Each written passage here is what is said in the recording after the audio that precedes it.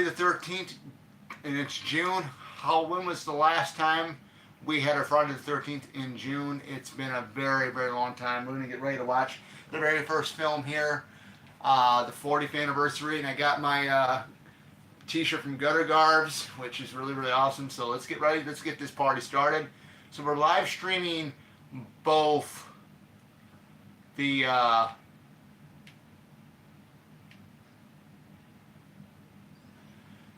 part one and part two. I just got caught up in a minute, so I'm selecting the uncut or theatrical versions. We're doing uncut version. We're going to live stream part two after this, and then I'm going to try to attempt to do 3 and 4, but I'm not going to live stream 3 and 4 in commentary format. But we're just going to have fun with this tonight. This is once in a lifetime opportunity, especially it being on a Friday, especially for it being in June. Actually on Jason's birthday. So I'm really, really, really stoked about it. This is, like I said, guys, I couldn't tell you the last time, and I know I've said it many times already before, I could not tell you the last time we had a Friday the 13th in June. So this is a real treat right here. I mean, this is a real treat because next year we get 3 Friday the 13ths next year, and I know 2 of them are in back-to-back months, so that's going to be really, really cool. So I'm hoping to take those off as well, just to do Friday the 13th stuff, maybe live stream commentaries, who knows.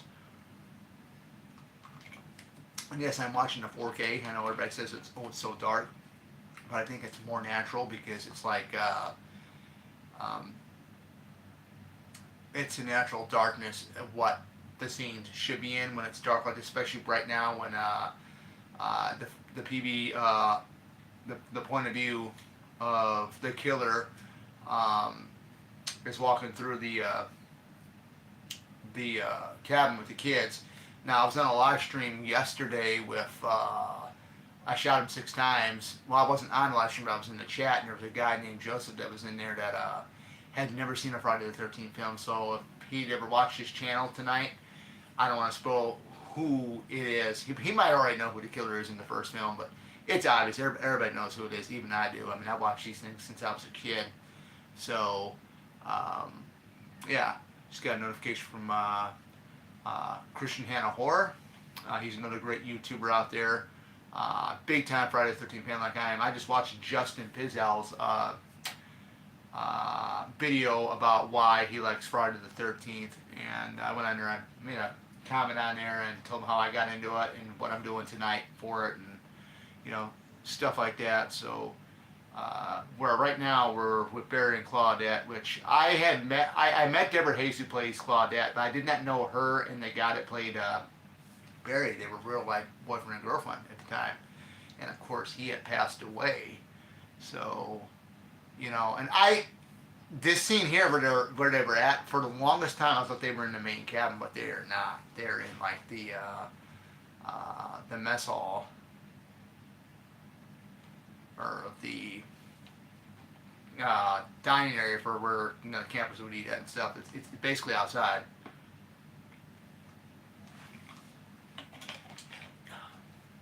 Yeah, to me, it doesn't look that dark. I mean, in certain parts it does, but like I said, they were going for the natural lighting, I think. I know everybody has complained about it, but, you know, to me it is what it is. I just think, to me, it's just the natural lighting, what they were supposed to go for in those scenes. Because, you know, it's dark in there. I mean, sure, it's going to be dark up inside where Barry and Claudette are going to be making out and stuff like that. And known to be, the killer is actually watching their every move. And this person does everything that they can do. And I love the music, since I cannot hear the music because of, you know, copyright issues here on YouTube. You know, the music is one thing. If I hear it, I'll know what movie it came from right away. Because this one here, the soundtrack for this one, the second one, the third one, and the fourth one are by far the best in the franchise. I love part 5. It's very different. I mean, you get to part 6. I mean, that's even different. 7 they added some of the original stuff from the first four films with the music, and then they added something else different, like the whole thing with uh, when Jason's under the water when you see him for the first time in part 7, and then part 8 it's Fred Moline. Everyday Churches. Hello, fam. Hey, how's it going? Hope everything is going great. Uh, are you a subscriber? I mean, I don't. I mean, sometimes some of my subscribers don't show up into the subscriber section, but yeah, we're just having fun here, man. And I mean, I love this scene with Claudette trying to fight, trying to escape. Yeah, it is very dark, but like I said, it's to me, it's the natural tone of what that would actually look like up in a cabin or up in the maintenance shop area where they're at. Oh, that's cool, man. I mean, thanks for subscribing. I mean, that's great, great stuff. We're gonna be doing we're gonna be doing this film and then part 2 tonight. Shortly after I finish this film up here. I can talk a lot about this film. The stories will never get old. The stories will never ever get old at all. I had recently did, I mean this cast here. I recently did a couple of months or a month or so ago back. I did a video about the Friday the 13th alumni that had passed on, and we had quite a few that passed on from this film. I mean, we had the guy that played Barry, of course, Walt Gorney, Crazy Ralph, oh gosh, what's her name? Not Robbie Morgan, but the woman that plays Brenda, Lori Bartram, passed away. Sally, the one that plays, or Sandy, the one that plays Sandy, the one with the big enormous glasses, she's gone.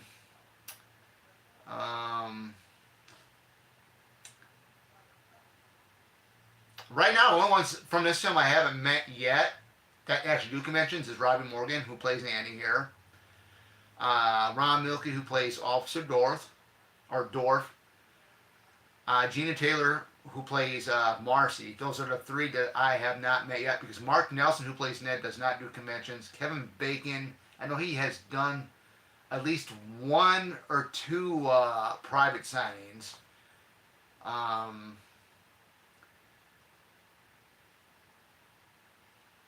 If Lori Bartram was still alive, I think she would do the convention scene. But right now, the ones I met from the film are Deborah Hayes, who was Claudette. Sean Cunningham was recently the one I met. And then Art Liam. Sean Cunningham and Art Liam are the last to sign my Part 1 poster. Adrian King. And then Tom Savini. So, I'm really looking forward. If they'd ever get Ron Milke, Robbie Morgan, or Gina Taylor to come down to the Chicagoland area to do a convention, that would be really, really cool to get them added to that. So I know I'm looking forward to adding one more person to my Part 2 poster here in November, and it's Jerry Wallace. He played Jason. There's actually 3 guys that played Jason, which I didn't know about. He played Jason in Part 2 in the scene where I think he pops out of the sheets at Vicky, and then he's dragging Vicky's body down the stairs. And of course, we got Marilyn Poucher, which is the Mrs. Voorhees from Part 3 in the dream sequence. And then we get Kelly who I've been wanting to meet for a long time. She's from Part 8. She was also in the X-Men 2 as Lady Deathstrike. And then we get Miguel Nunzio, Demon. And then we get Tom Matthews. So that's going to be really great. Somebody did a recent convention run with the convention. It's just recent with Tom Matthews and Miguel, and their price for their autograph was $60 a piece. So I'm pretty sure that's what it's gonna be when I meet them in November. But it's gonna be fun. Either way, it's gonna be fun. And then I get to meet King Kurtzinger hopefully this coming up August here again. My Freddy vs. Jason poster. But this whole thing, I love how when Ralph comes up on the screen, you going to Camp Blood, ain't you? That would be enough to make somebody think, man, what is wrong with this guy? Is this guy whacked, tripped out, nuts? What is he? Had he been drinking too much or what? Who knows? But I love how he looks at Annie and he just gets on his bike and then just pedals off. I mean, that is so cool. And here we got Enos. Enos, the truck driver. This guy lives in.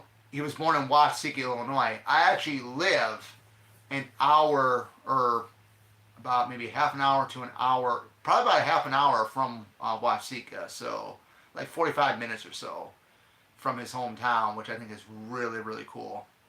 So, um, it's on internet. It's on Internet Movie Database where he was born at. It was in Watsika. So, very cool character, I think. Even though he's in this movie just in the beginning and that's it. Just Camp Crystal Lake is jinxed. Trying to warn Annie. Telling her about the two murdered in 57 two murdered in 58, boy drowned in 57. That scenery back there. I mean, the scenery when they're driving like that, man, I just love the open fields. It's got the out in the country setting, and that's what I love. I mean, every scene in this film I love. I mean, every scene, every second. That's why I love the film. This is why this film here, guys, is my all-time favorite in the franchise. The ones that are behind it in order is the other ones were 2 and 3, and then of course 4.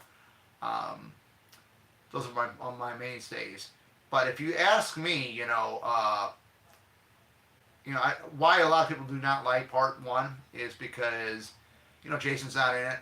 It's a slow burn. But it's the one that set the tone for what came after it. It is the one that started it all.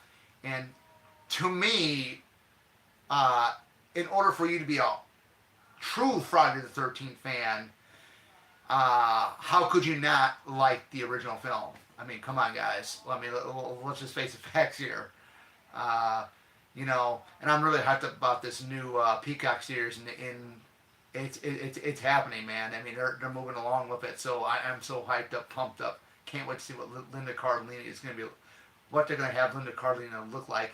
Is she going to have the blonde? Is she going to have the brunette hair? What is she going to look like? It's going to be amazing once we see the first pictures of her as Pamela Voorhees. So, yeah, I mean, I can keep talking. I mean, look at the old time trucks. I mean, look at that. I mean, the doors, everything, man. Basic stuff. And they shot this in 1979. That Moravian Cemetery, that sign right there, the hangover for that, it's all still there. It's all still there. And then we're getting our introduction to Kevin Bacon, Gina Taylor, and Mark Nelson here. Marcy, Jack, and Ned. You look at like the front dashboard. There's a book. There's a couple books here. There's sunglasses. There's like a piece of paper. Look like some type of snack thing there. That truck. They actually got a replica of their truck when you go to the Crystal Lake tours, which I've never been. I mean, it'd be really cool to go there to see the filming locations of this film. I mean, just everything just reminds me. I mean, of the days when I went camping with my grandparents. My grandparents used to be members at this sportsman's club, and it's right near the area where I do all my kayaking and nature hiking and stuff like that. So it just feels like Friday the 13th out there. I mean, that's why I can connect with this film really well because of that. And also, my birthday was just about 2 or 3 days ago. It was June 10th. So I'm officially 41 right now. I don't look 41, but I mean, I'm in good shape. I exercise regularly. I watch what I eat and stuff like that. But I mean, I'm in good shape, man, for a 41-year-old man here. So I just love the sounds. I mean, especially that scene where Christy was hacking away at the stump, the wood there. You can see the lake in the background. Here comes Alice. I mean, Adrienne King was really nice. I talked to her for a little while. when I met her a couple years back.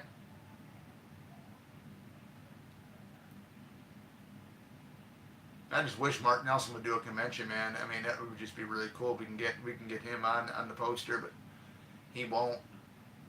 I know Kevin Bacon will be costly. I mean, can you imagine the line to be out the door for him at a convention? Just imagine that. Just imagine, man. I mean, it's three stump.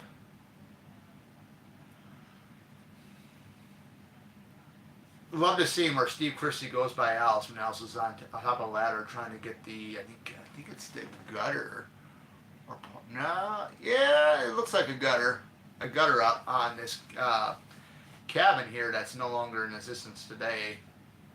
But in this scene with them, if you watch, you just pay close attention to the birds in the background. The sound of the birds is what I really love. I mean, it's out there. It's out in the outdoors. It's out in the nature. It's everything you wanted. It all in one freaking movie. It's a slasher. It's outdoors. It's at a camp.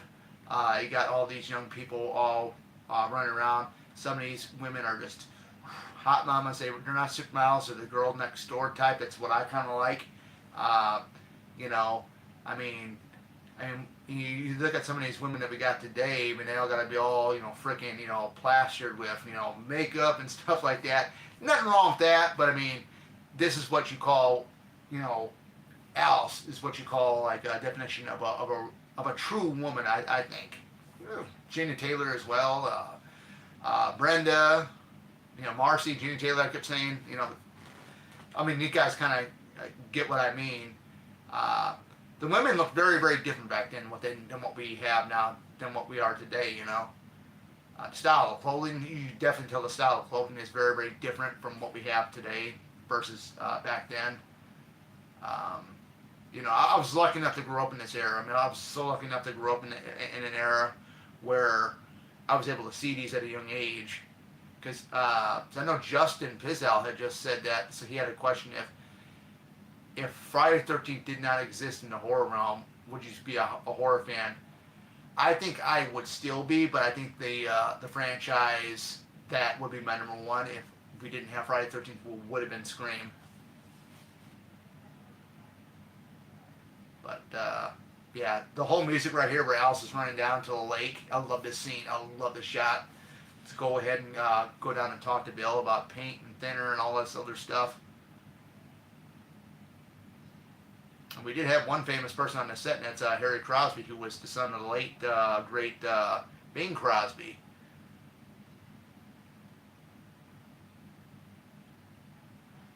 They didn't look too much alike, him and his dad, but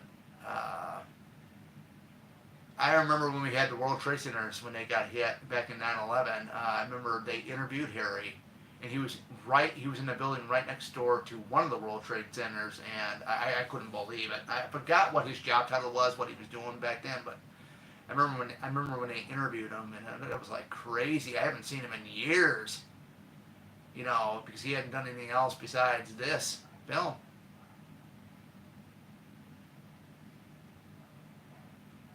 Yeah, Steve Christie, he's gonna go. I wish what they would have done is show us what Christie was doing, like, besides going to the diner. I'm pretty sure he was up to doing some other stuff. But there's a scene later on when he's at the diner when he hands Sandy the money, and the way he kind of looks at Sandy when she walks away to the cash register, I was like, whoa, man. I mean, he must have a thing for her, and he must have a thing for Alice.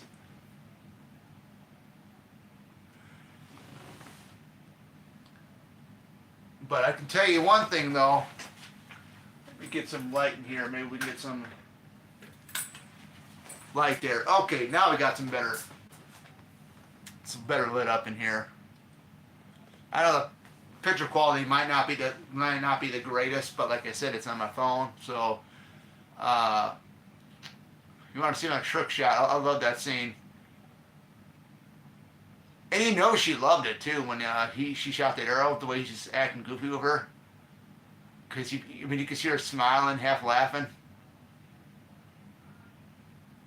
But yeah, I mean it's man, that's a hell of a movie though. And here we go. And he's going to get picked up here. And anyway, it's Friday, June 13th in the film, and it's Friday, June 13th today. So, yeah, that's some good stuff.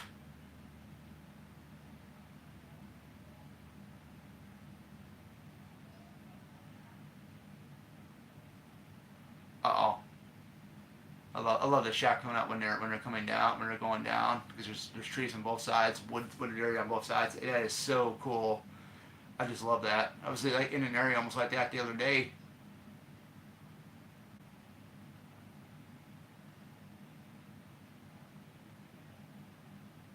You just never know, guys.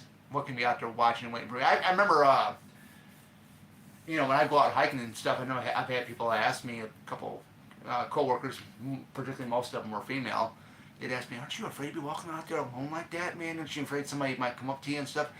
I mean, that's a risk that happens, but hey, it is what it is. I've never felt that way when I'd walk out there, and I got to still upload a lot of my videos from my nature hike that I did on Wednesday when it was hot. So I still got to upload that. You know, we'll eventually get to that. Hopefully, I'll have all these videos uploaded before I go back to work on Monday. So. Please stop, yeah. I'm wondering, where would Annie have gone if she had not jumped out of this Jeep? What would have happened? Where would this person take her? I have a theory. That would have been at that individual's home. Because we didn't see the individual's home until Jason Goes to Hell.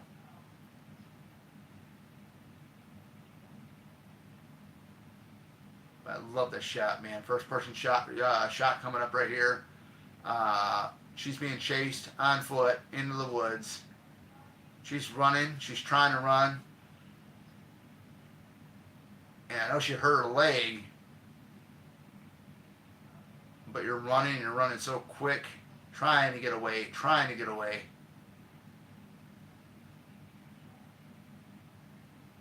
And I would have kept going. I would have kept trying to run. I would have kept trying to do something. I'm actually watching this. This is the 4K edition that I'm watching. The one that everybody complains about because it's so dark in the picture. But I'm watching on 4K. But I do know on Pluto, they're all on Pluto for free.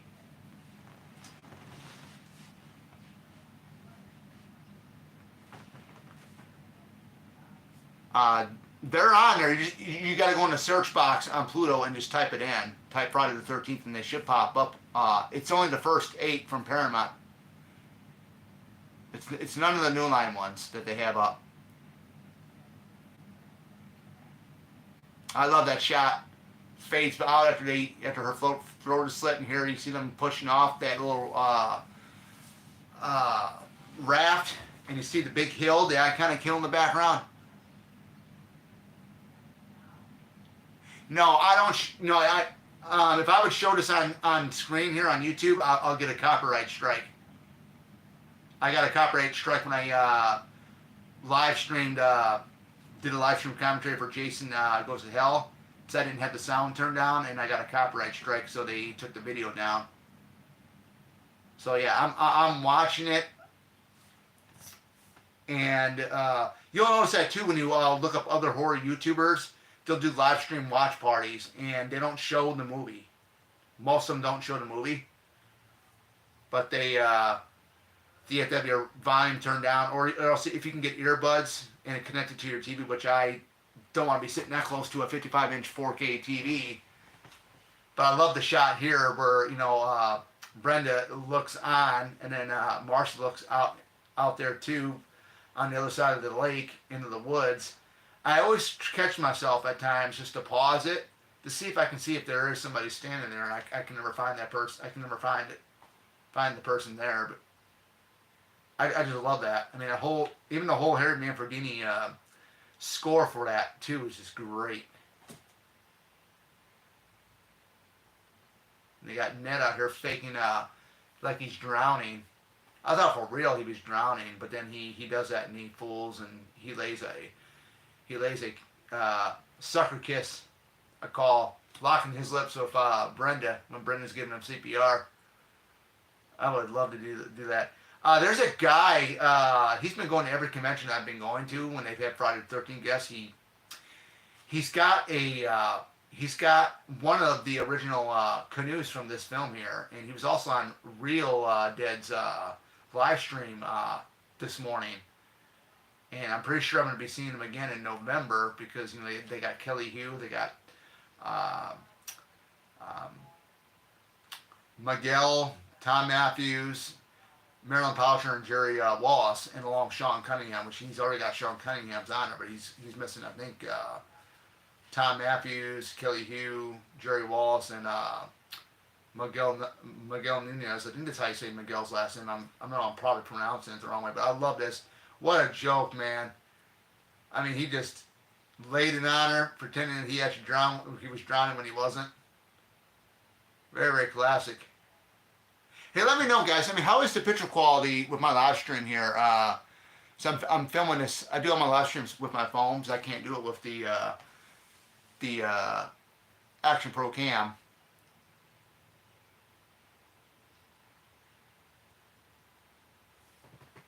Thanks. Yeah, I mean, I had to turn on an extra light on here to get it going, but yeah, it looks pretty good on my end too.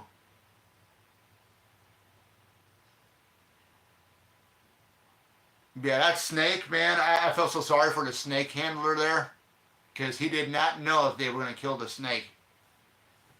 I just felt so sorry, and I'm not against killing anything, but I know snakes can be very creepy to people, but I mean, to go that far to kill the snake and not tell the snake handler or the reptile handler that you were going to kill it once he delivered it to you guys on set was, I think, a big no-no, but it is what it is. I just love how Harry Crosby is holding that machete. And they're all in there, and they're going underneath the bed, and I love when Kevin Bacon jumps up. I'll flush it out.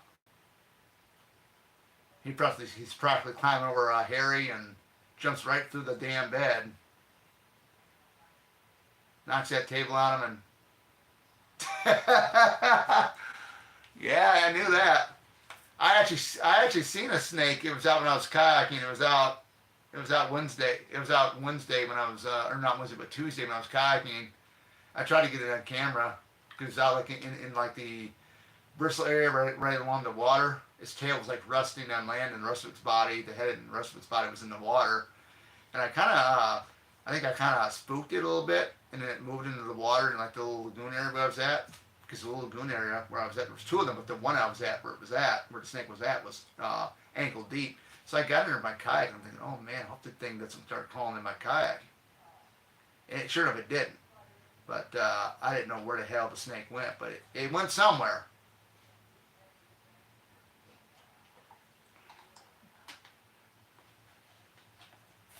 Officer Dorf.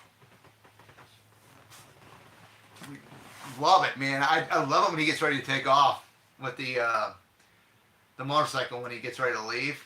Because the actor did not know how to drive a motorcycle. I mean, you can easily see it, like when he's trying to stay steady on it.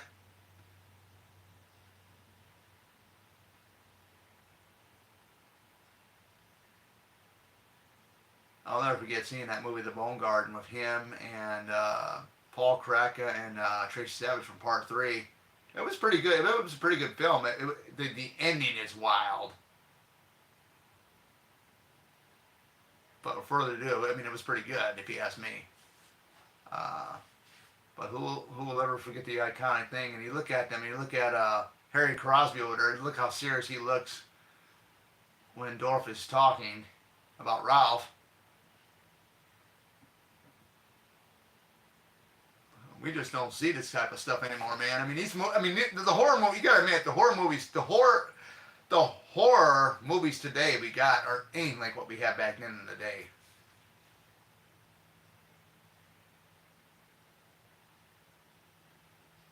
I mean, they're not.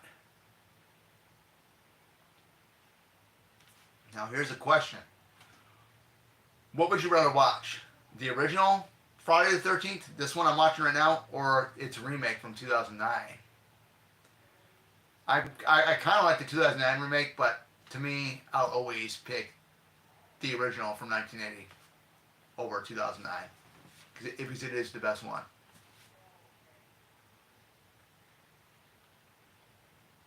Here we go. Right when he turns around right here, he starts, having problems staying on balance. You can tell he's not too sure. It's funny. And he's just, just like this when he's on it. This would scare. This right here would scare the heck out of me, man. Coming up here, I'd probably jump myself here when Alice opens up the pantry and here Rob pops out that line. I'm a messenger of God. You're doomed if you stay here. This place is cursed. It's cursed. It's got a death curse. Just the way he delivers it. Just the way Walt Gorney delivers it, man. It's epic. And then the music kicks in. Something is not right.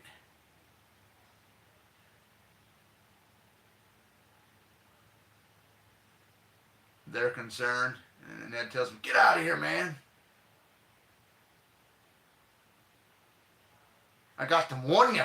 You're doomed if you stay. Go. Go. Then he gets out there on his bike and Alice opens up the front door and he's looking at Alice. And I thought that was really scary when he's looking at Alice from that distance because you can't really see his face because it's like all, blends in with like the shade and stuff from the tree right here.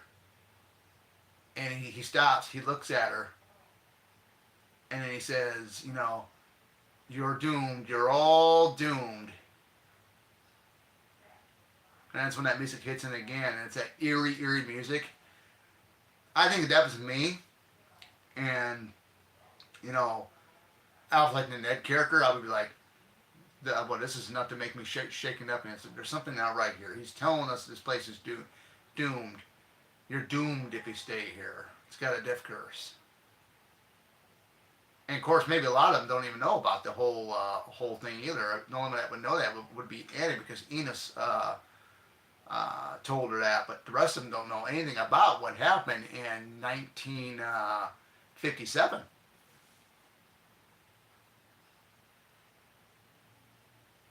I wouldn't think anyone would know unless Steve Christie hid that from them, which he probably did because who wanted to come back there? 1962, they went up. The water was bad,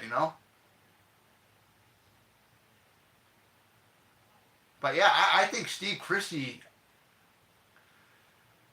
This is what I think, and this is something new I came up with. I think Steve Christie didn't tell Alice, Bill, Jack, Marcy, Ned, Brenda, all of them. He didn't tell them what happened in 1957, so they probably don't even know what the hell even happened.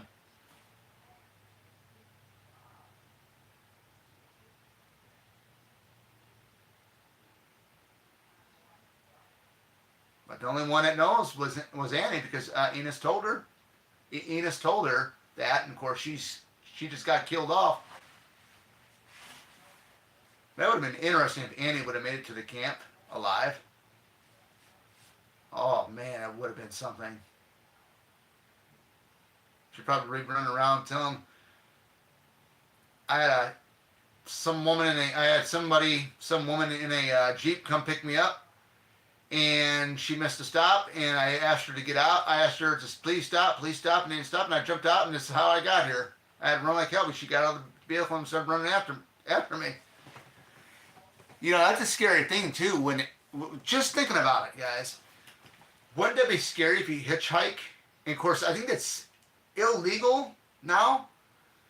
But to hitch a ride to go to a camp, and then they deliberately pass up their stop, and then they pass up the entryway to the camp, and you're pleading to them, please stop, we missed the stop back there, that's where we're supposed to go off.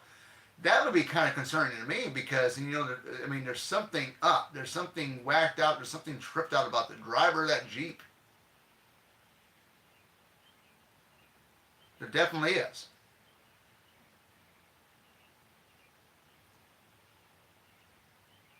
And could you imagine if she actually would have made it to Crystal Lake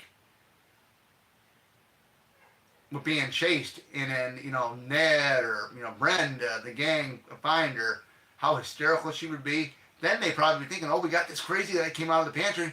Now we got Annie here saying, oh, she was got picked up by a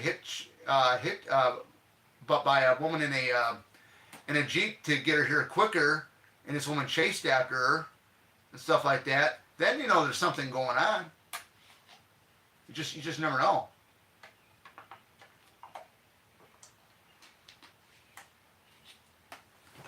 But I think we can kind of spoil who the killer is. It's Mrs. Voorhees. I mean, I apologize if you've never seen that film, but yeah, it's Mrs. Voorhees is the killer. So I knew I couldn't hold it in too much longer while watching this film. I mean, everybody that's seen this knows. So if you don't mind that being a spoiler, that's okay, because this movie has been out for 45 years. Uh, you know, I wasn't even born yet. I was born in '84, so I wasn't born when this movie came out. I was born when the final chapter came out, because that was in '84. Of course, we also had Elm Street as well, the very first one. But yeah, I mean, it's the story here that Marcy's telling Jack here about the blood washes away, or the rain turns into blood, and the blood washes away more rivers because of the whole storm. She's been afraid of storms since she was a kid and whatnot. I mean, everybody has fears. I think my biggest fear. Whew, I mean, that's a tough one. My biggest fear would have to be, gosh, we're just coming up on a scene now where the storm's coming in, the water. I love this whole scene here with the trees, and then you can hear the trees blowing and stuff. That is so cool. The way Cunningham shot this was amazing, guys. It really was. If he comes out to one of your conventions, or comes out to your town for a convention, definitely meet him, man, because he's up there. I think he's like in his 80s now. I mean, I got 2 autographs from him on the Part 1 poster. He signed it to me, and he put his initials on the blade of the knife on the poster, which I thought was really, really cool. But going back to, what my biggest fear would be, I would think my biggest fear, because you always want to have friends. You always want to be on good terms with everybody. We've all made mistakes in life, okay? But I think my biggest fear would have to be, geez, I mean, it's a tough one, because I've never thought about this at all. I don't like being alone. I'd rather be around a group of people, friends. I think that's probably my biggest fear, is being alone, because you just never know. Like in these horror films, you're alone, you don't know what's going on, and then all of a sudden you get knifed off left and right, and you're alone. But if you're in a group of people, more than likely, the chances are you have a greater survival rate. Okay, so that's what I think a lot of people have come up and asked me a lot of times. Aren't you afraid to be out there alone, out there, doing these nature hikes? Wonder if something or someone is going to come up to you and stuff like that. It's passed my mind. It's passed my mind a couple of times, but I just don't. Really think of it. But if it does happen, it happens. But the thing I do is I like to pay attention to people, because if you can hear them talk, if you can catch on certain things that don't seem right, or something is not right with this person, then you got a bad feeling about them. But yeah. I mean, that's probably my fear is, being alone somewhere, and, somebody come up to me and I don't know who they are and whatnot, I mean, I can pretty much probably fight them off. It depends how strong they are, but yeah, that's it.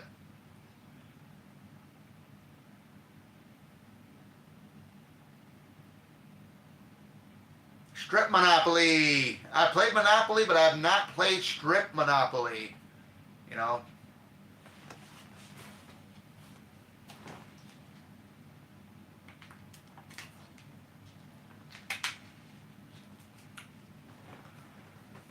I like the facial expression that Adrian just put on there when Brenda's discussing the Strip Monopoly stuff. I know that was really, really fun. You want to talk about some hot, sizzling hot scenes in that horror film? I mean, this is one of them right here. Jack and Marcy going at it in the bed. I always focus on Marcy because she's the woman.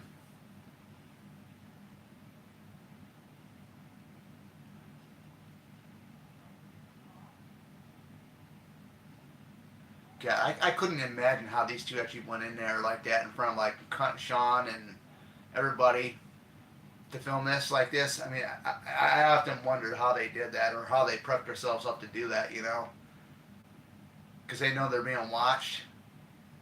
Because they're doing that because Sean Cunningham's filming them, and then of course you got the other crew members there, and God, I wonder how uncomfortable that was to do this sex scene here.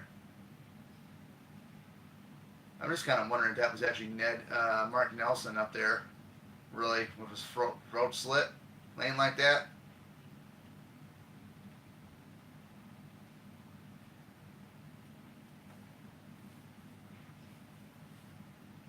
I'm not going to pass go without a glow.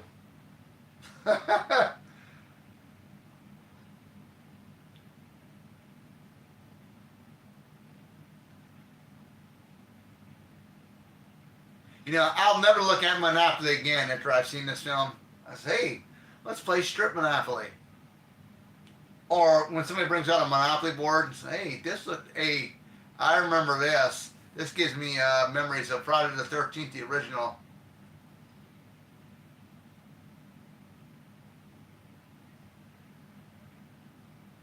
It's all about the original, guys. It's all about the original, man. One of the great hits. The greatest hits of all time. Big fan.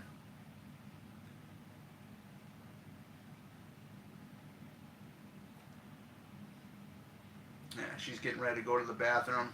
The whole outhouse thing. In reality, the outhouse. I mean, the shower house, all that. They're all in the same area, but it looks like they're distant.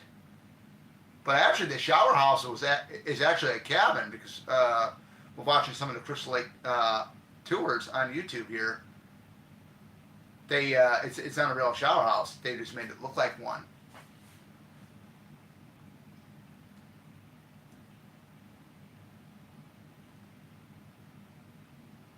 Yeah, I mean, some good stuff. Alice draws first blood. She does. Who's next? You're next. That's right.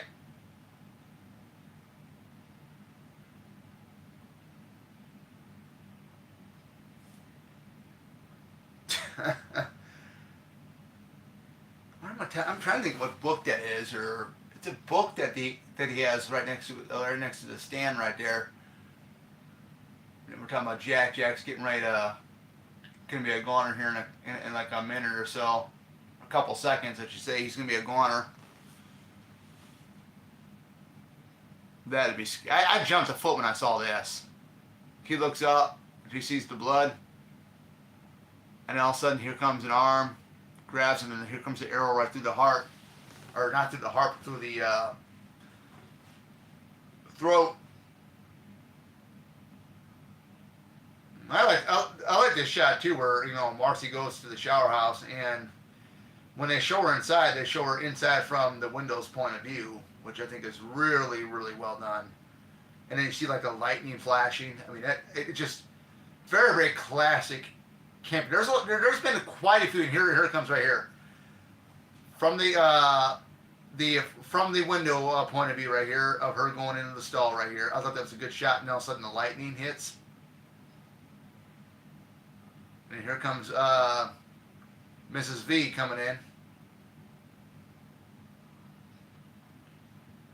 Gonna get herself set up to do this kill on Marcy. There's been a lot of camp slasher films, but you got The Burning, which I never liked. Tom Sidney working in that one. I think the Cropsey character was so grotesque when you finally saw his face. I was like, oh man, this is nasty. But I was never a big fan of that film. But if you put all the camp slasher or camp horror films together in one room, I'm gonna tell you right now, the one I'd pick would be this one right here.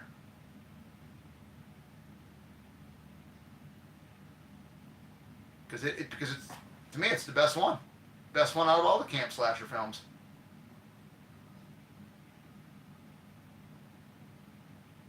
You can't deny it. You definitely can't deny it, guys. I mean, honestly, you can't deny any of this because this is how it is. I mean, this is epic. And here we go, another great shot with the shot from the window. She comes out of the stall, and we can see her from a distance. Just great stuff. Great stuff, man.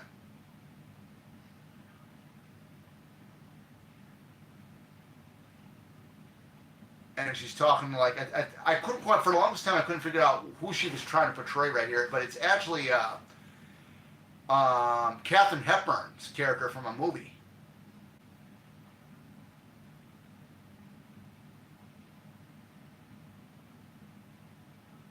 I said, "Lady, you'll always be plain."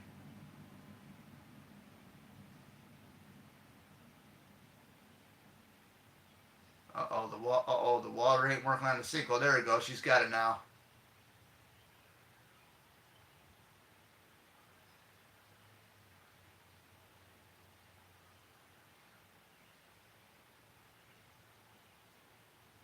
Yeah, you hear something over there, and you think it's Jack or Ned or somebody.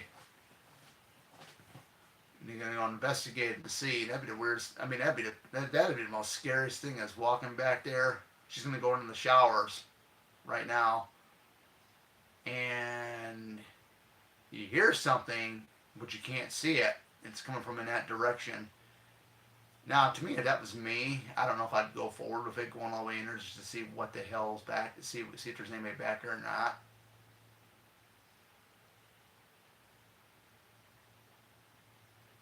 Oh, nobody there. You can actually tell that's a wooden platform. The dividers are wood. Look at it closely enough. Oh, here comes that axe. The silhouette. I can imagine what it was like in theater when people saw it. Probably young. Look out, look out. Oh! By far, one of the best kills in this movie here because the axe to the face. And you saw it come down, but you didn't see it go into her. But you saw the aftermath. I thought that was really executed really well. Oh, man.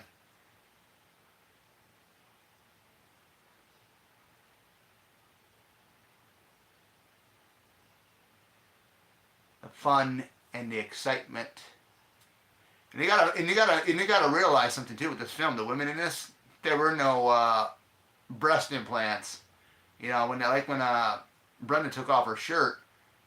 I mean, they're all everything on the women's everything on them is natural, which I love. I mean, you know, you don't have to sit there and hey, this one's bulging. You know, it's like that. You know, I mean, these are natural uh, body parts. You know, for these ladies here, which is nice. There's nothing fake about them. There was no plastic surgery or anything like that. Nothing against people that get plastic surgery done, but it's just, you know, if you don't need plastic surgery, then why get it? But you know, a lot of these, you know, celebrities today, they end up getting that stuff done to them, but which I think is a shame. Blairstown Diner right here. Oh my gosh, here's Sandy. Sandy. Just when you watch this movie, when you get to the scene, she's flirting with Steve here. She's flirting with him. A night on the town. He's telling about his counselors. They are babes in the woods in every sense of the word. Well, they be okay if they not come out in the rain. Well, what do I owe you? Just a night on the town, Steve. Come on, you know what I mean. 2.25, and that's it. But right when he hands her the money, watch how he looks at her. He looks, and I'm like, is he looking at her butt or behind? I mean, like, man, that dude's a stud right there. He's eyeing himself up. First it's Alice, and now it's Sandy at the Blairstown Diner. Of course, the actress that played Sandy here died shortly after the film was made. But everything with the Blairstown Diner, it looks the same. We only see it at night, so we really can't get a good look at it because it's never shown in the daytime during the movie.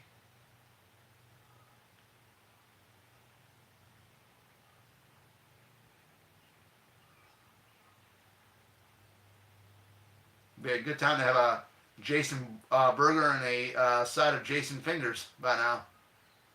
Shades of Creighton Duke from Jason Goes to Hell.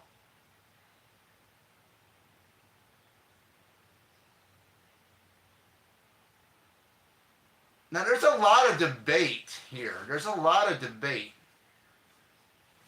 with Mrs. Voorhees' Jeep and Steve Christie's Jeep. Is it Steve Christie's Jeep that she shows up when she finally reveals herself, or is it her Jeep with the trailer strapped onto it? That's a good question. I always, thought about that, But then why would she take Steve Christie's Jeep when she's got a Jeep of her own? And we all know Bessie Palmer did this film just because she needed money to get a new vehicle. And she was like so against it. Oh, nobody's going to see this piece of shit. It's going to be a piece of shit. Nobody's going to see it. And surprisingly, it blew up, man. And this is what we got today. The big fan base we have.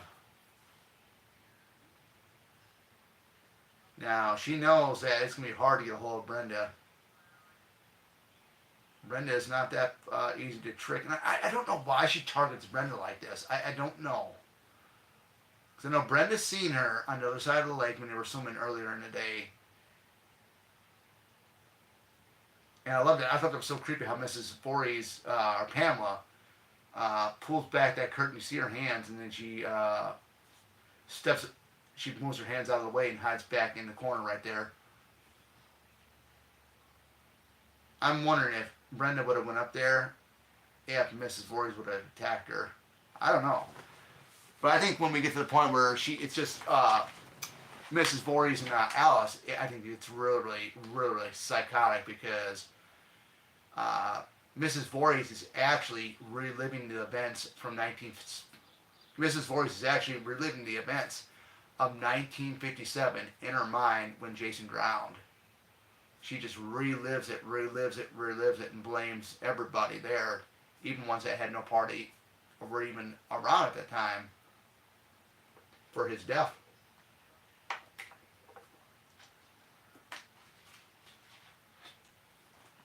I bet you that she went and she took Steve Christie's trailer off and put it on her Jeep. I'm thinking that's what happened. Because his vehicle was not starting.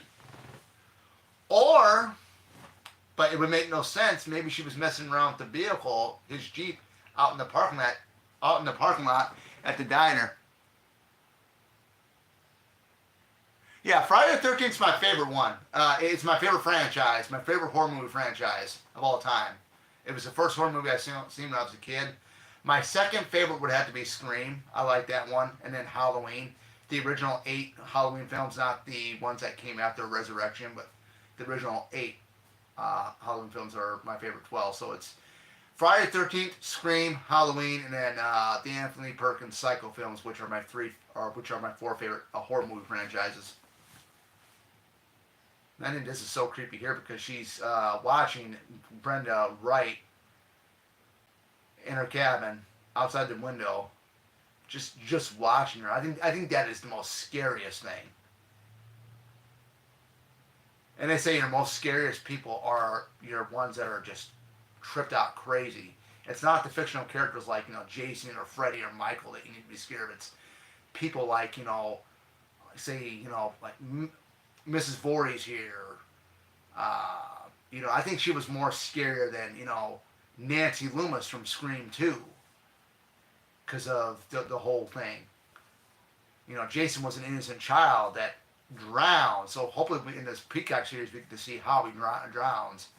Because the way they did it in Freddy vs. Jason, the kids pushed him off the dock and into the water where he couldn't swim. It doesn't make no sense because he was that close to the dock. He could have actually gotten right back up. I grabbed a hold of the dock in order to keep himself afloat. But I did not know that the voice of the little girl or the little kid in this that's trying to lure out Brenda here is actually one of Sean Cunningham's daughters. Because it's supposed to be Mrs. Voorhees talking like a little kid. But I did not know that it was one of Sean Cunningham's daughters that did the voice, was saying, "Help me, come quickly, help, help." I did not know that. I thought that was pretty cool. So it's kind of weird how all this stuff, how all these behind the scenes people from this film are coming out. Like even like Jerry Wallace from Friday 2. He had a title. He worked. I forgot what his title was behind the scenes, but he filled in for Dash and Gillette in that one scene when he's getting ready to kill Vicky, and then drags Vicky's body down the stairs when Paul and Junior are coming back to the lodge in the second film. I would love to meet Tasso Starakis, Tom Savini's assistant, in this one. It'd be really cool.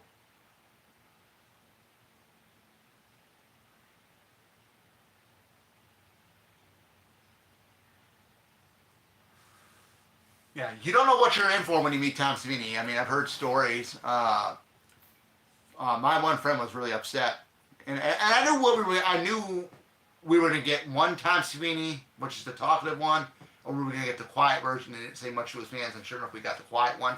It didn't bother me because I knew that going into it. But for my best friend, he was like, it just bothered him as well. I mean, I've heard stories, from people that he doesn't say much or anything like that, but.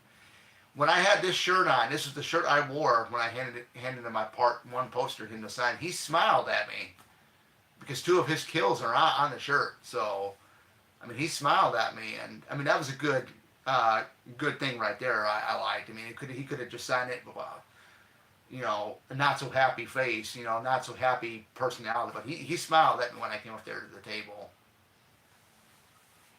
I think a lot of it had to do because of the shirt that I had on, possibly. I'm not sure, but he didn't say anything to me either. But like I said, I mean, as long as I got a smile from, as long as he got a smile, as long as I got him to smile, and that was awesome. That's all that matters to me. I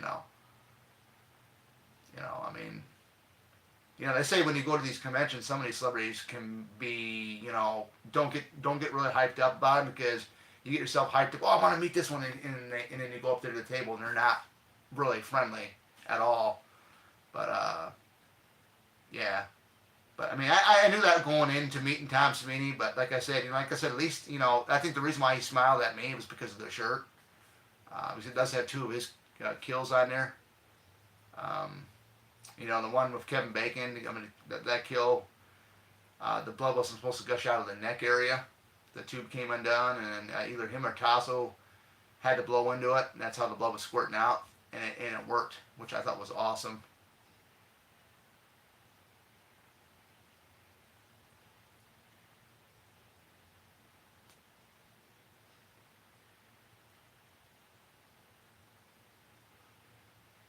I'm hoping they release every Paramount one individually on 4K out of these. They did get a part 2. It was in a box bundle thing. But hopefully, I mean, I can buy it by itself. I know Zaba has it. I think still. I know I still got to get the part or the 2009 remake on 4K from Arrow. I mean, I'm not going to get I don't think I'm going to get the Texas Chainsaw Massacre remake and the Texas Chainsaw Massacre in the beginning on 4K from Arrow. I don't think I'm going to get that at all.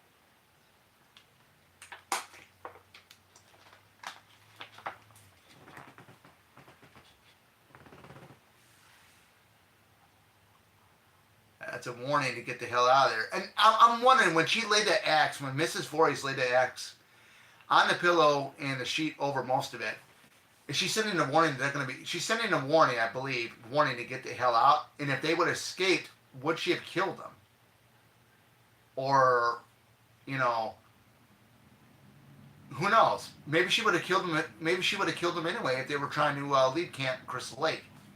But I'm kind of wondering if, since she laid the axe like that, that's a warning sign. Is it warning them to get the hell out? If they would get the hell out, they'd be let go free.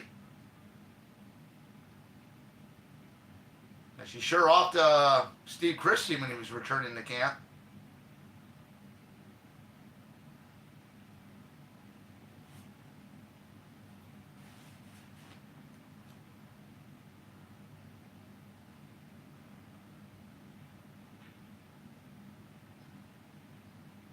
Oh!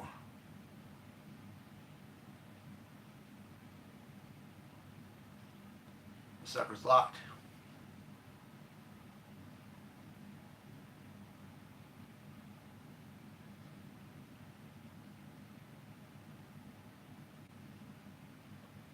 My one brother, he's a big fan of the third film. I like the third film. I think that's the best, one of the best ones.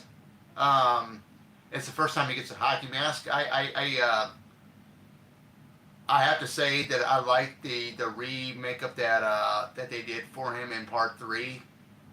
Because the original look for him without the mask was going to be what Stan Winston did. I thought that would have been a really interesting take. And I believe the original look for Jason is still in that film. It's in the scene where Vera and Shelley come back from the supermarket, whatever it is, after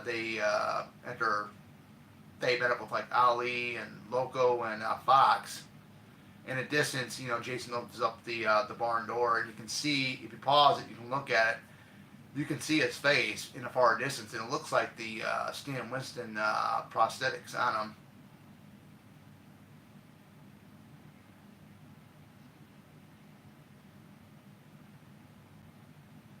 That'd be a great idea, but the way Bill's saying, it'd be 10 miles to the nearest crossroads. That's an awful long walk. 10 miles, man. I mean, if you guys could run it, like jog it out, man, that'd be the best thing to do. But in the rainy weather, man, I don't know if I'd do that. But hey, you did not beat Steve Christie in Sergeant Tierney here, for sure. I would think. I'm wondering what Crazy Ralph's wife was like. I don't know if anybody else ever wondered about that. I often wondered. They said that his wife was a nervous wreck until they got him home.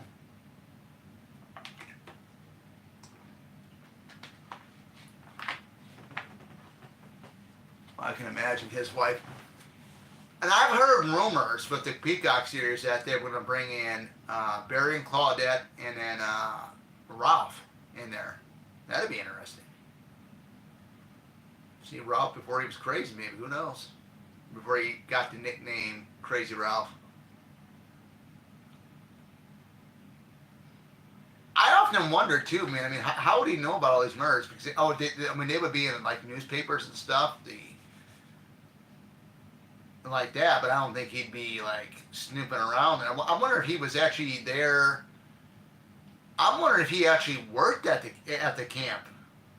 Crazy Ralph. I wonder if he actually worked at Crystal Lake. Maybe he was like one of the maintenance guys or something. You know, who knows?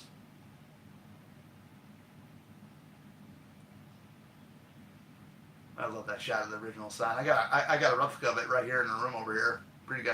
Pretty sure you guys have seen it in my videos, but I got it off Etsy. Somebody,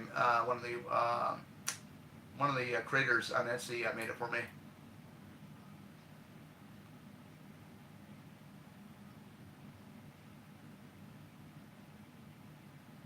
Oh, I always love that scene. If I can pause it right when that flashlight gets ready to hit, pause it on time like that. You can see who's standing there. Oh, you know he got gutted. You know he got gutted right there. Because the way he lunged, like kind of like a little bit forward and stuff like that. I mean, you know he got gutted. And oh, here comes the fun now. Going to that generator. The lights are going to go off.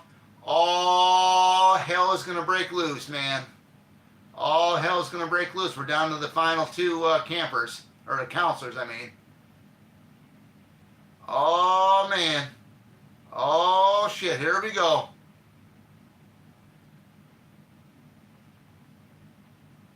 God, man, it's pitch black out there. You can't see a thing.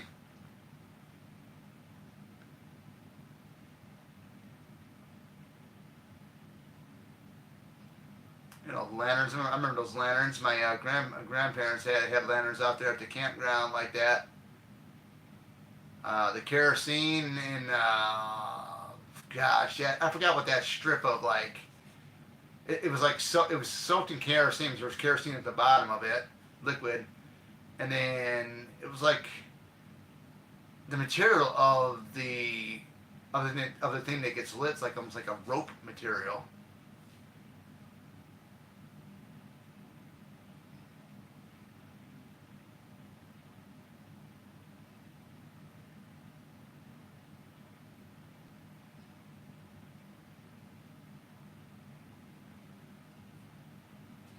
But those look like they got light bulbs in them.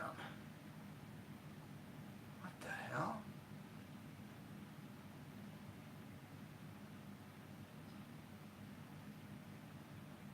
He's putting on that poncho, man. That rain poncho of his. He's getting ready.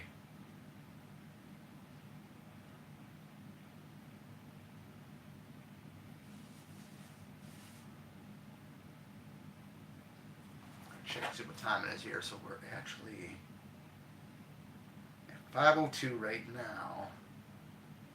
We're we're getting there. We're like in the middle of the movie, so we're getting down here. Once Bill meets his demise,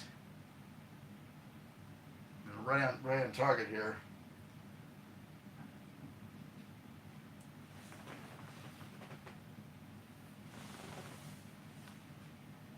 That'd be. And you know that in real life, the generator room is right across the way from where the main cabin's at. Like I said, I mean, if you guys go to YouTube and look up Crystal Lake Memories, you'll definitely see. I mean, you'll definitely see where the distance of where the generator house is at and the main cabin. Oh yeah, bro. Here we go. That's right. Enjoy the ride, man. Enjoy the ride. That's what it's about. The fun and the excitement of these films. Fun and excitement because it doesn't happen too often that Friday the 13th falls in June. And this is the first time in years that I know that it's been in June. So it's a real treat this time around. Oh yeah.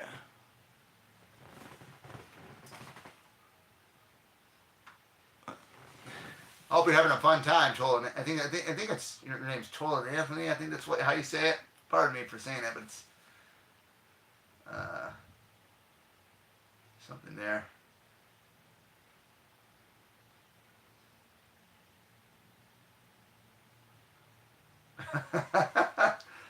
She gets up and Bill, where's Bill?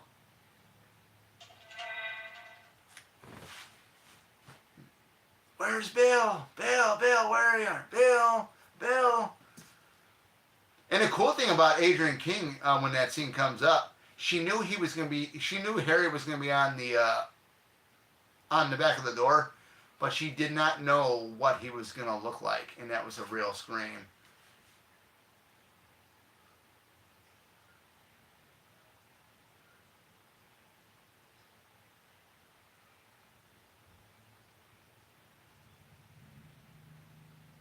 Oh man, here we go, man. Here we go. I don't know if my neighbor next door over here, I can hear him out there. I think he's got the ride on mower going again.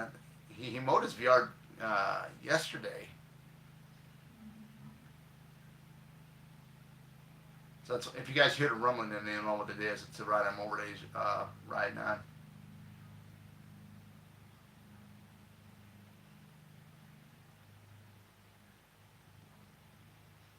And she's just walking back and forth. She's going into the cupboard now. She's just really, really thinking, maybe I had to go out there and find him. Make sure everything is okay.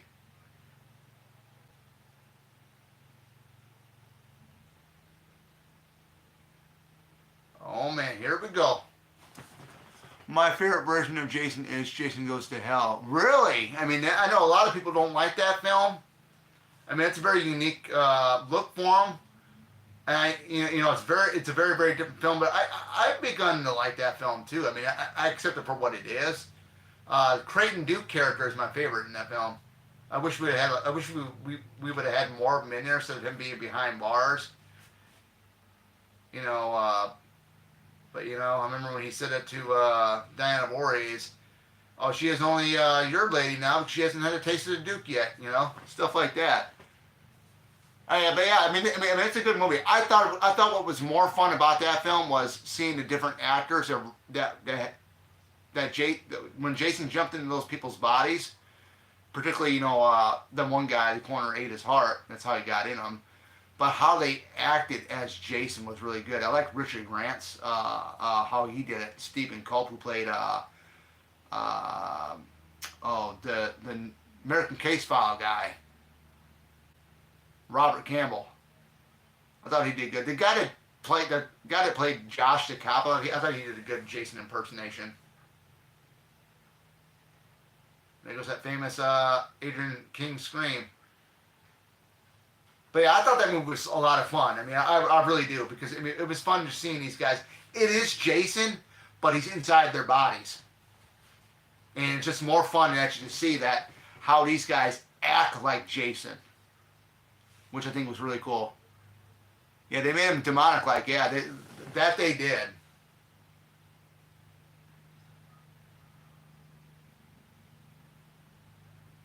All the bubbled head and stuff like that, and it's... Imagine if we would have gotten zombified Jason in part 2 instead of the human Jason in part 2. That would have been really, really wild. Or the whole thing where if they can go back into the time and they bring in the zombie Jason into Crystal Lake from 1980 or from part 2, and they're able to go back in time, like Back to the Future, like that would be really cool. Maybe we're going to get an explanation as to why Jason, in this new Peacock series, maybe we might get an explanation as to why he did not drown and why he didn't go and find Pamela. Say, hey, here I am, I'm okay and everything else, and I survived it, I didn't drown. Because Robert Campbell himself in Jason Goes to Hell even said he drowned at the tender age of 11. Sadly, he did not.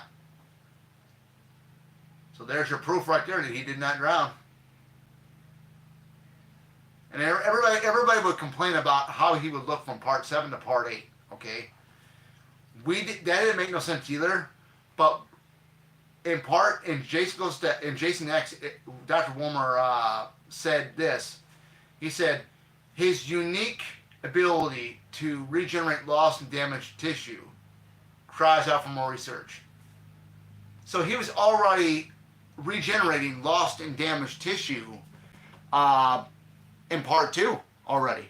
So where did he get those abilities at? Nobody knows. Nobody knows.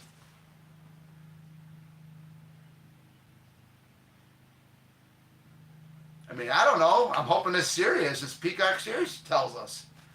I mean, I'm so hyped up about it, man. I'm gonna be glued to. I'm gonna be watching every episode and just watching it and just seeing what I can, little Easter eggs here and there, stuff here and there that kind of pieces everything together. But if you look at Friday the 13th, it's actually all pieced together very nicely. A little bit of it. I know the Paramount ones have no connection. They say the New Line ones don't have any connection with the Paramount ones, which is not so true. Because you're connecting, mentioned about he was the son of Pamela and Elias Voorhees. Yeah, the sleeping bag kill. I love that one from part 7. Did you know that was supposed to be a multiple banging of the sleeping bag up against the tree, but they had to do a retake. I don't know why they did the retake for, but I think it's because either Kane was getting tired out or the blood wasn't coming out of the bag. But it was on special features where part 7, if you get it, I think on the deluxe edition, I think it's on the Blu-ray set, where Kane is just banging the bag rapidly up against that tree, but then they decided to just do one bang of it up against the tree, and that was it. But then they recreated that scene with a special touch to it in X, where he's swinging the one the virtual counselor that's in the sleeping bag against the other sleeping bag counselor, and then takes the one that he swinging and swings her up against the tree, and that was it. So I mean, that was a really good nod to part 7 for Jason X. And here we go. I know other people have complained that they should have had Pamela in the scenes. You know how they had Nancy Loomis in Scream 2, where she would pop up here and there, pop up here and there. I think that's what another thing, and I kind of agree. I think well, if you take it back, if you watch it where Ned goes up to the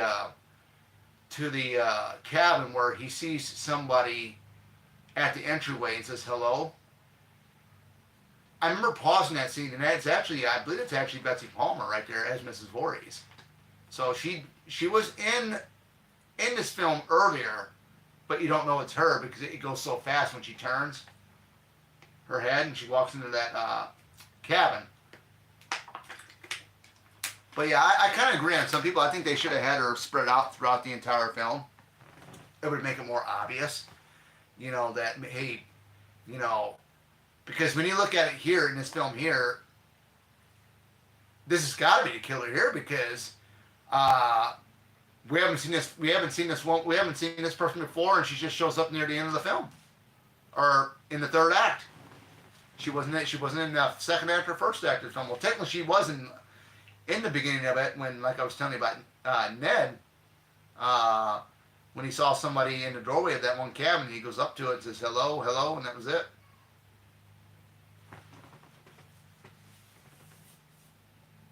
Now, even Alice here knows there's something not right with her. Because she's telling the story and everything about Jason right here, and while they're making love, but that young boy drowned. His name was Jason. That's right. That's a name you'll never ever forget, especially when it comes to scary films or horror films alike.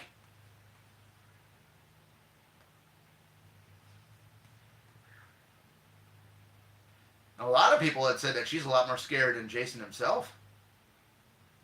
Because technically this movie is based in reality. Because if you look at it, who wouldn't go crazy if their child drowns or gets killed? Who wouldn't, I mean, you don't know what's going to set them off. In this instance, she's reliving the events of 1957 when he drowned. And she's been trying to stop it. She's been trying to stop Camp Crystal Lake from opening up ever since. The bad water, the fires were bad, and stuff like that, like what Enos, the truck driver, had said earlier in the film. And she's just trying to keep this place closed. Now, I'm wondering what would happen if they did close this camp permanently. Would she have gone on a killing spree still? Who knows?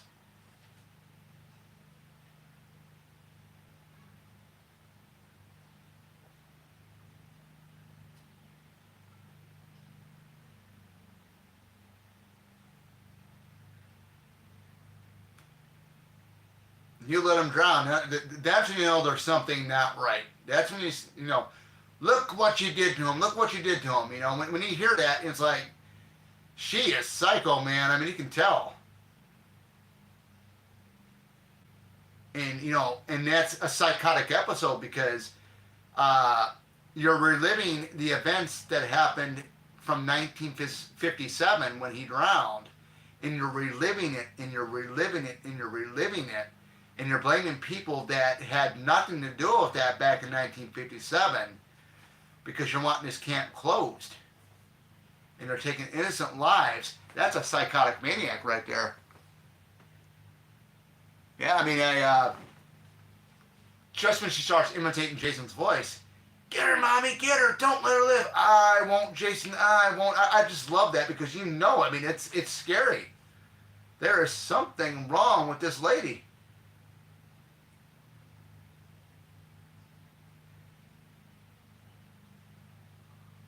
And Betsy Palmer, too, by far the best Mrs. Voorhees. We had a couple of them. We had the non-visitor, which she only showed up in the beginning of the remake, and then you had Paula Shaw, who was Mrs. Voorhees in Freddy vs. Jason. I thought she would be a great Mrs. Voorhees for an actual true remake of this film here. But I cannot wait to see what Linda Cardellini does with the character, man. I just cannot wait to see what she's going to do.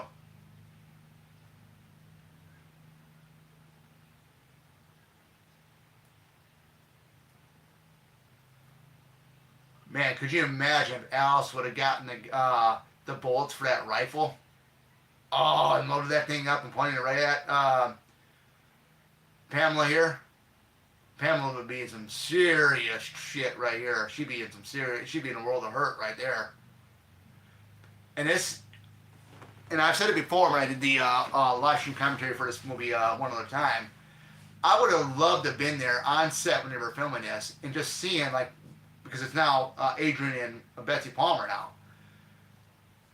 how they collaborated together, or see them talking amongst one another, discussing how they're going to do the physical stuff, because there were no stunt doubles for them. This is them getting down and dirty, man.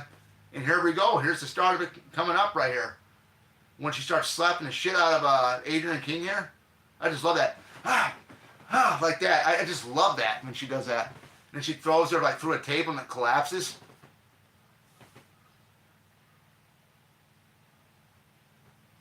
Here we go.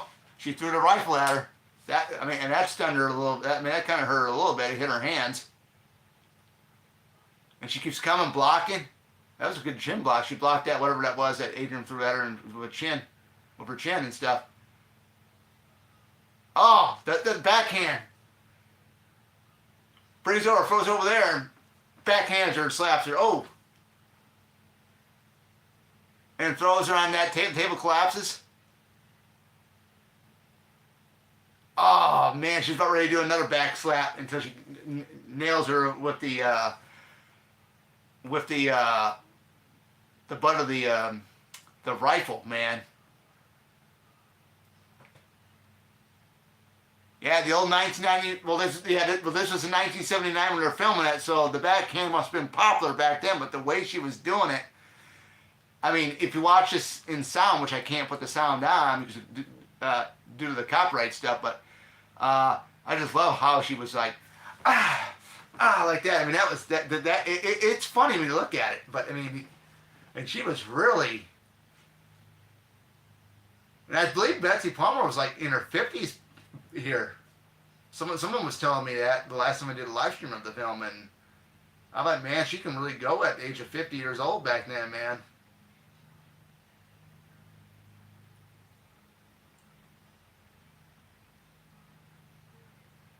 That would have been funny if Jason would have popped up right there, right when Alice hit right behind those docks that were stacked up. Here we go. We got the moon. Alice is running, and Mrs. V's mouth.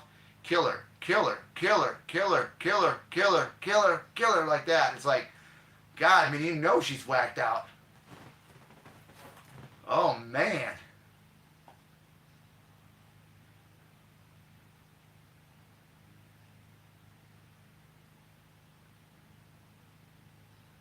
Get her, mommy, get her. Don't let her. Oh, when Brenda comes through the window, comes through the window. That's actually Tom Savini filling in for Laurie Bartram. I don't know if anybody knows that or not. So there's a little cool uh, side note right there. But yeah, man, that's pretty cool, man. I can't get enough of these films, man. I mean, these films, I mean, I can watch them over and over again, and they never get old to me. They never get worn out with me.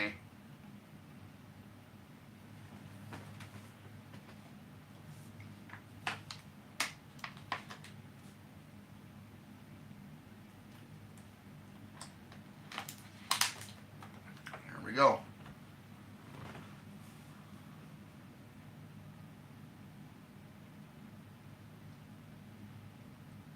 Yeah, she's in there, man. She broke the windows.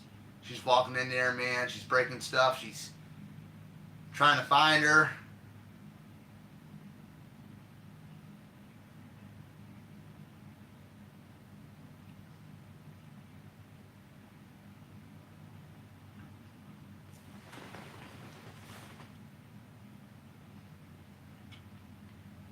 Yeah, you love Jason, the 7 foot monster. Yeah.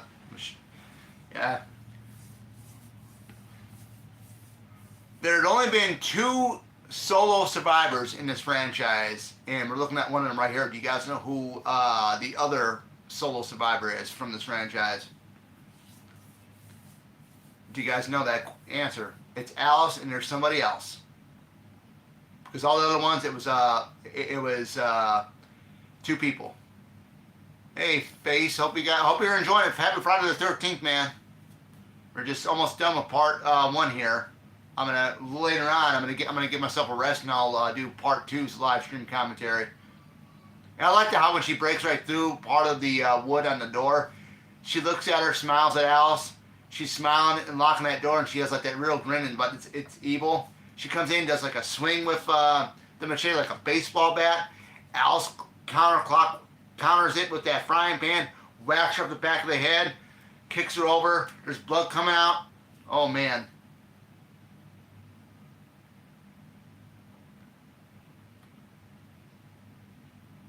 You have to fight. It's fight or flight because there was no way out of that cupboard. There was no way out of that cupboard. The only way out was through where Pamela was coming through. You had to fight. You had to fight. There was no chance.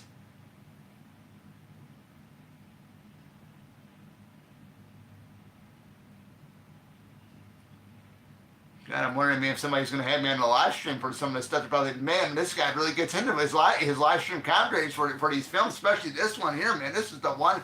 This is the one that started it all, guys.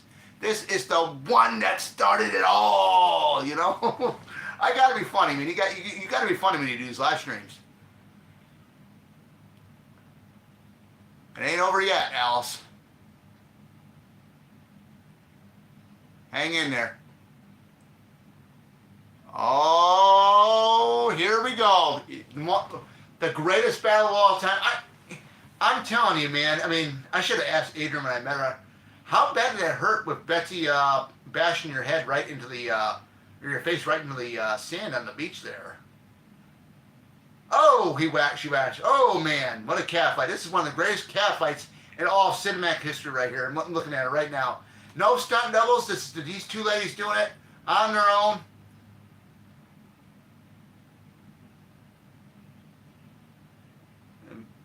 Mrs. Voorhees bites Alice's like arm, trying to get her off. Oh man! Here we go with the head smash into the sand. Oh man! Gosh, man, I would love to have been there to see how they did all that.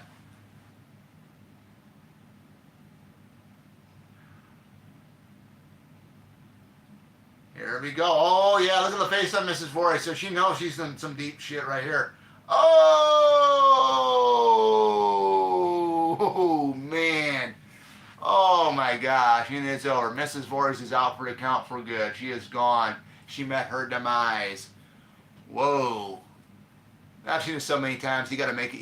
You gotta make it entertaining when you do these live streams for this film, or for any of them. You know. Now some I get hyped up about, some I get excited about, some I just do stuff like this. But yeah, it's good. She is gone. She is out for good. And Mrs. Voorhees is done. This was originally, I guess, it was originally going to be a one and done film. There wasn't going to be any sequels after this. It was going to be like an anthology. It was going to be a different story each time. But they decided, somebody decided, hey, let's make the Jason character, and they did it. So yeah, very very good stuff, man. Friday the 13th, June 13th, 2025, 45th anniversary, and here we are. Oh man, you can tell it's fall out there. The leaves are changing. You got like reddish orange leaves up there. It's like cold water. I remember Ari Lehman was telling the story to me and my brother at Nightmare Weekend a couple months back about Sean Cunningham will let him do his own thing here. When your cue is ready to go is when all the bubbles don't come up, and then boom, there you are. He pops up at her. And there's one scene where her hair's not fully wet, fully dry, because they didn't fully dry it, because they needed to do the, I think, the take or something for to reshoot it.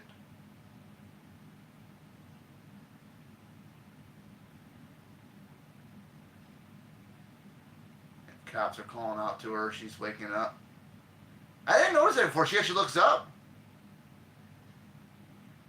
She actually looks up at the cops out there from the distance.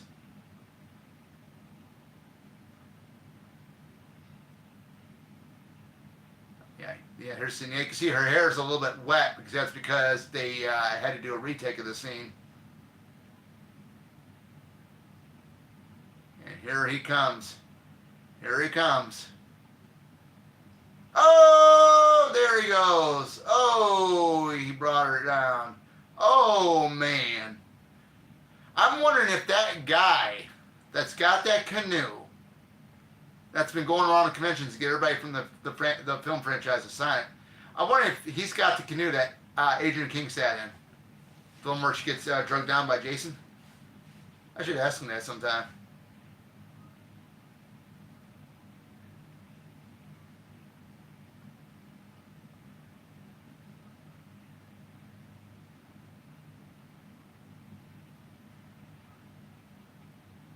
Sergeant Tyranny, played by Ron Carroll, who was also in Deep Star 6, which is also directed by Sean Cunningham. Another great movie, but, if I had to pick between the two of them, this was my favorite one out of the two.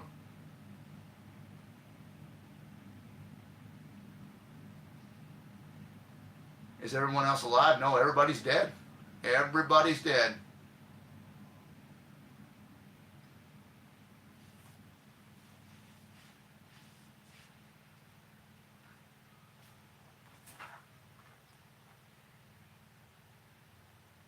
Then he's still there. That's the quote that Adrian put on the poster. Then he's still there.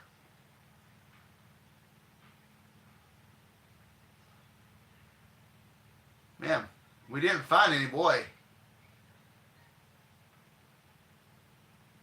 I'm wondering how come people didn't actually see him out there in the woods after he survived where he didn't drown.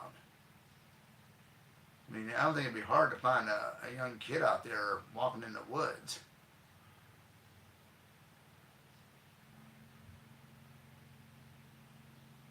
And there we are. She stares off in outer space, and then go down to the part where she actually was in the canoe, and it's like a myth. I'm wondering, what was it? Did it really happen to her, or didn't? They pulled her in.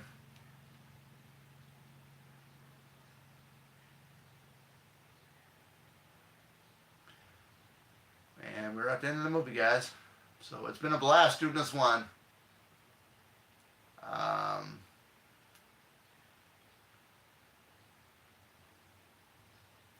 I'll see you guys in the next one, guys. It's over, so I'll see you guys in the next one. So I'll be back here around